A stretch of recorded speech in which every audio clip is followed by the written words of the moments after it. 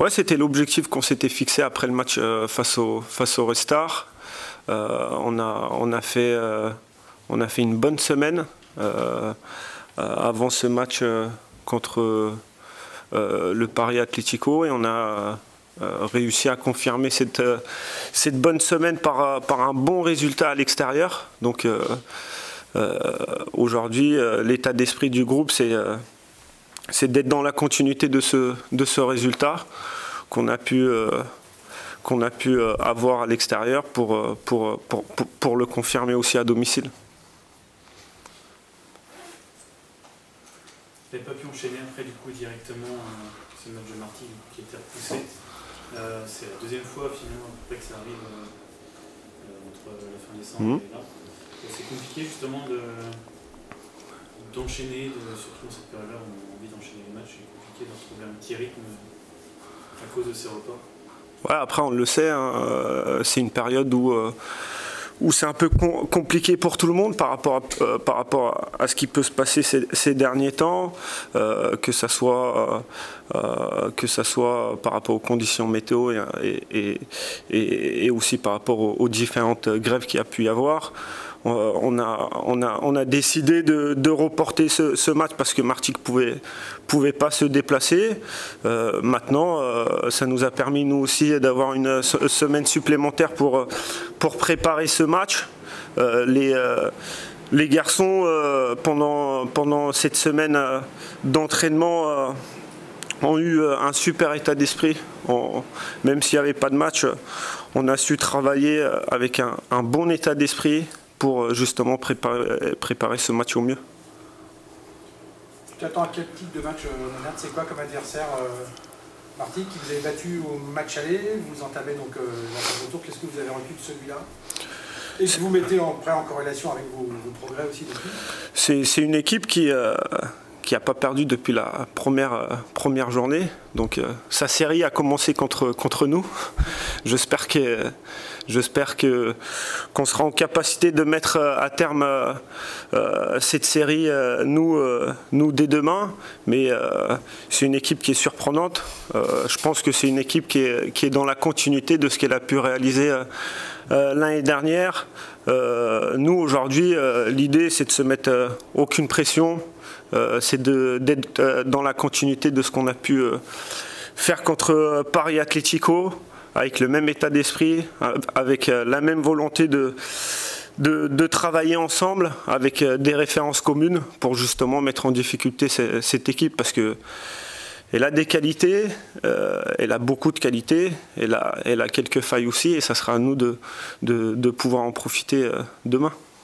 Question pour Johan, l'état d'esprit est un mot qui revient très souvent avec Steph ou avec Nenad. Toi qui es au cœur de cette équipe, c'est quoi ce chose? C'est quoi qui vous anime? Non, c'est vraiment... Qui vous lie? Non, je pense que ouais, l'état d'esprit c'est important. Après, voilà, on a mal recommencé là, après janvier, le match contre le Red Star à domicile. Là, on a pris une claque.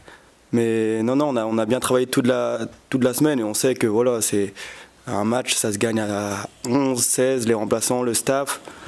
Et on a bien remédié à ça contre le Red Star, et alors, il faut continuer comme ça avec ce gros match-là, ce week-end contre Martigues. Chez vous, il n'y a pas de star, entre guillemets, dans cette équipe. C'est ça aussi qui fait un peu votre identité? Bah, de toute façon, c'est pas un joueur qui fait tout, hein, à part les grands joueurs. Mais voilà, on est en national, donc on sait que tout le groupe est important, et puis on a besoin de tout le monde pour gagner des matchs. Le match aller contre Martigues, alors là ça peut être toi ou Nenad, mais le match aller aussi contre Martigues avait été un moyen de vous alerter sur certains manques, et après vous aviez enclenché une bonne série justement derrière. Qu'est-ce qu'il a eu comme rôle finalement ce match-là? Ça vous a beaucoup servi pour la suite? Je pense qu'on avait manqué de beaucoup d'agressivité à l'extérieur, et même que ce soit en termes de stats au niveau des courses et tout.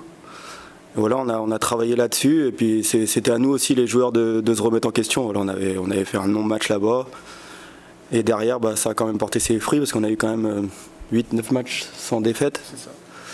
Donc non, je pense qu'après c'est aussi à nous de se remettre en question. Justement, c'est quoi une remise en question?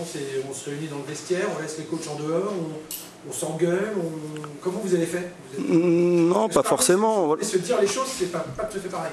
Ouais, non, pas forcément. Après, voilà, on est des grands garçons, on sait ce qu'on fait de bien, ce qu'on fait de pas bien. Après, oui, on discute ensemble, on essaie de travailler les points faibles qu'on a eu pendant ces matchs-là, enfin pendant ce match-là. Mais non, après c'est une remise en question de chacun. Hein, voilà. Là, il n'y avait pas les besoins. Bon, non, on sait très bien. Et encore, on revient à 2-1, je crois. On aurait pu même égaliser, mais non, c'est. Voilà, on sait très bien que ça se joue sur des détails et on ne peut pas manquer d'autant d'agressivité sur 90 minutes.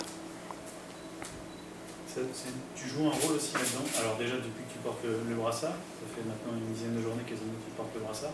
Et puis tu es quasiment un des plus anciens aussi de l'effectif. Donc tu as un rôle à jouer là-dedans?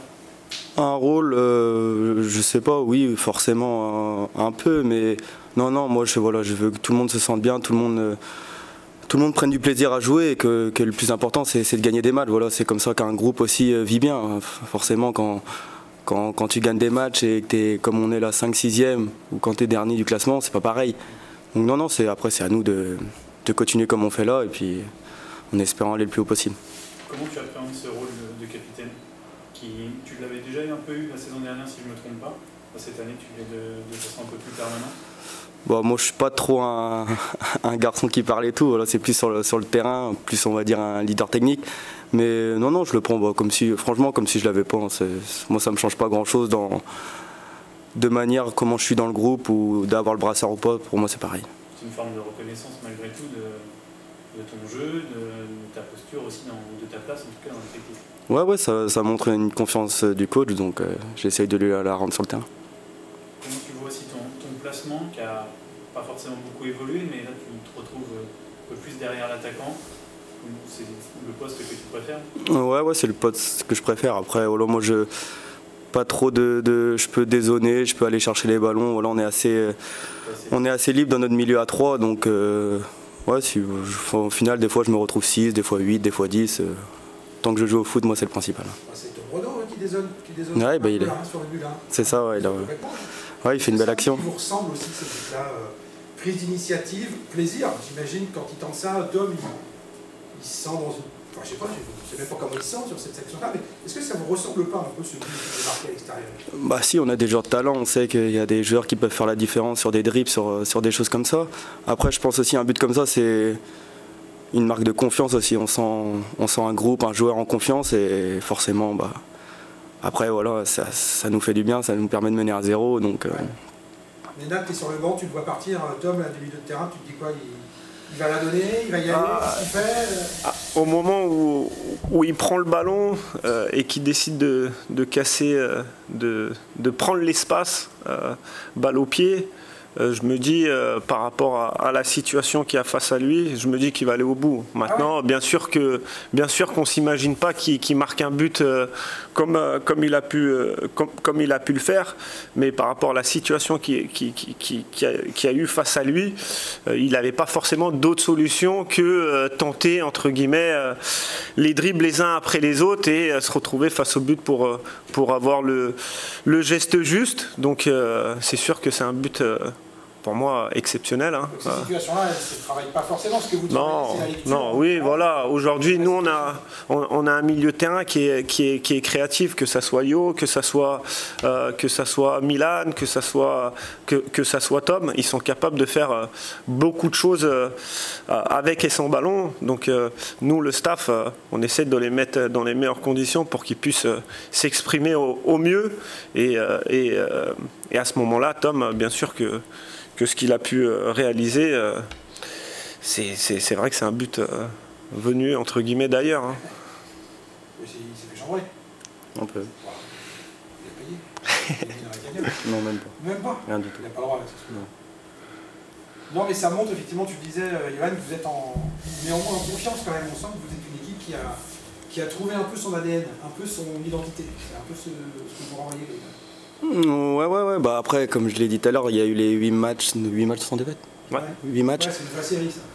Après, on sait quand la série est cassée, c'est pas facile de. Voilà, on a perdu à Sedan, après on a perdu à domicile contre le Rester, mais on a toujours eu confiance en nous, je pense, et voilà, on a été faire un très bon résultat à Paris 13, ce qui nous permet aussi de nous rapprocher du haut. Et voilà, faut continuer. C'est important d'enchaîner les bonnes performances pour pouvoir vite s'éloigner du bas et se rapprocher du haut. Un point sur le groupe. Attends, comment tu as vécu ton été, Johan? Parce que mine de rien, tu as plus de 70 matchs avec le SOC. On t'a annoncé dans plusieurs clubs de Ligue 2, notamment cet été. Comment tu l'as vécu? Parce que j'imagine que la Ligue 2, à terme, pourtant en plus qui approche, sympa l'approche de la trentaine, ça va devenir un objectif prioritaire. J'ai 28, hein, j'ai pas 30 oui, encore. Je suis loin encore, il y a encore 2 ans.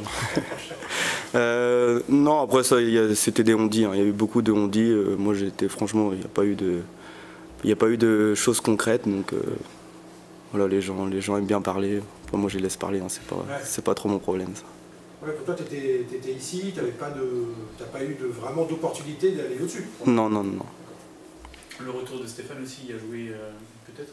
Ouais, bah oui, il y avait le coach aussi, j'avais déjà eu, il m'a fait venir ici, donc forcément content de retravailler avec lui. Mais la Ligue 2 à terme, c'est forcément un objectif, aller voir plus haut, que ce soit avec Cholet ou... Ça, on verra bien ce qui se passe. Bah oui, bah comme tout le monde a envie on joue au foot pour passer des niveaux, pour aller le plus loin qu'on peut, donc forcément, oui, après, voilà, moi je me prends plus la tête avec ça, si je dois aller, tant mieux, si j'y vais pas, bah, c'est la vie. Tu t'es pris la tête avec ça avant? Ouais, plus jeune. Ouais, maintenant, je joue pour voilà, gagner des matchs, me faire plaisir, c'est le principal, parce qu'une carrière, c'est court. Donc le jour où ça s'arrête aussi, je veux pas avoir de regrets, c'est tout. Ouais. Et puis avec tes clubs, tu es quelqu'un de fidèle. Ouais, en général, oui. Nenad, un petit point sur le groupe. Tu sais déjà si tu as des absents, des malades? On n'a pas de suspendus. On a un petit pépin avec Kevin Riemann qui s'est blessé cette semaine. On a le retour de Gamero et puis c'est tout. Donc Kevin, forfait? Oui, ouais. Forfait. Et Gamero de retour. A priori, c'est ce groupe-là. On intègre Gamero et on sort. On n'a pas encore fait le groupe. Ah non, mais globalement, je veux dire. On n'a pas encore constitué le groupe, mais il reste une dernière séance cet après-midi. Et puis après la séance de cet après-midi, on fera le point avec le staff pour constituer le groupe et préparer au mieux ce match contre Martigues.